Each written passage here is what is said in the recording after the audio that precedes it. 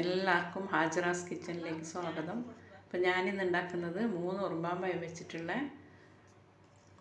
ഒരു പുഡിങ്ങാണ്. അതിന് 2 വലിയ ടേബിൾ സ്പൂണ് കോൺഫ്ലവർ എടുത്തിട്ടുണ്ട്, 1 ടേബിൾ സ്പൂണ് മിൽക്ക് പൗഡർ എടുത്തിട്ടുണ്ട്, ഒരു 250 ഗ്രാം പഞ്ചസാര എടുത്തിട്ടുണ്ട്.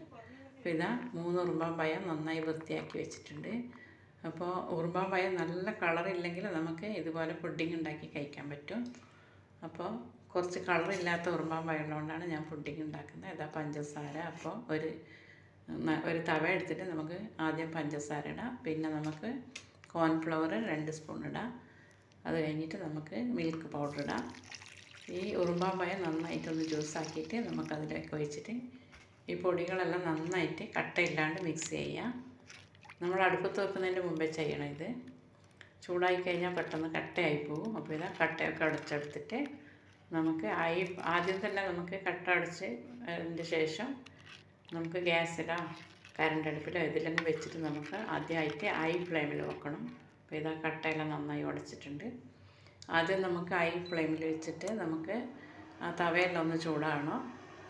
ആ ജ്യൂസും ചെറുങ്ങനെ ചൂടായി വരുന്നവരെ നമുക്ക് ഫ്ലെയിമിൽ തന്നെ വെക്കാം, ഒരു 5 മിനിറ്റോളം.